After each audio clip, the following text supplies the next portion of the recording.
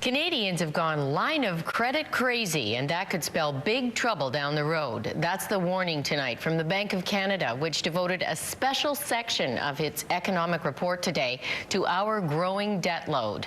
The bank says borrowing against our home equity has left too many Canadians exposed to a drop in housing prices, with serious implications for both personal and national bottom lines.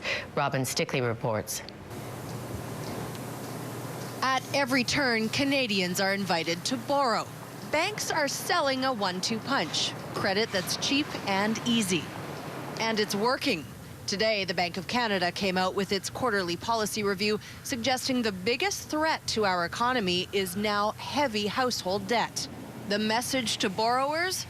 Don't expect interest rates or housing values to hold. Be careful about borrowing on the assumption that rates are going to stay low for the lifetime of what you borrowed. That's not a wise a set of assumptions to make. And be very careful about borrowing on the assumption that what you're buying, if you're buying a house or whatever, that its price is going to continue to go up. In 2001, Canadians owed $8 billion in home equity lines of credit. Today, we owe $64 billion. An 800% increase in just over a decade. These days, 3% of everything we spend is money borrowed against our homes. A lot of people got into real serious debt and got in over their heads in order to afford their homes. Because part of affording a home isn't just the mortgage payment. It's making sure that you've got money for property taxes, strata fees, maintenance. And then what about the lifestyle? That house is in a certain neighborhood, so a lot of people want to keep up with the look and feel of their neighborhood.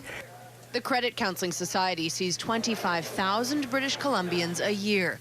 Not surprising, given for every dollar we earn, we spend $1.50. Anybody under the age of about 40's never seen high interest rates, so they've gotten used to seeing high interest rates on credit cards, but their line of credit to pay those off every month is sitting at 2, 3, 4%.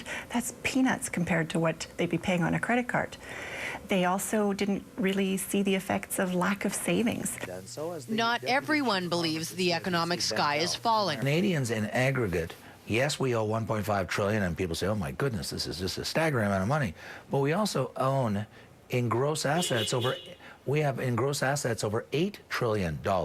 In other words, the net worth of Canadians is over $6.5 trillion, or $180,000 per household. What the experts agree on, whether it's the cost of borrowing money or a drop in housing values, a small shift would present a big problem for thousands of Canadian households.